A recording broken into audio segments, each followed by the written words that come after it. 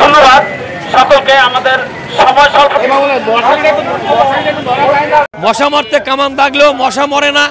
মশার না মরার কারণে আজকে মানুষের সর্বশেষ করুণ পরিণতি মৃত্যু পর্যন্ত ঘটছে এবং অজানা অসংখ্য রোগে আমরা আক্রান্ত হচ্ছি। বর্তমান সিটি কর্পোরেশনের যারা দায়িত্বে রয়েছে তারা কিন্তু মশা নিধনে কার্যকর ব্যবস্থা নিচ্ছে না, যে কারণে আমরা বলতে পারি যে তারা কিন্তু এক ধরনের ব্যর্থতার পরিচয় দিয়েছে।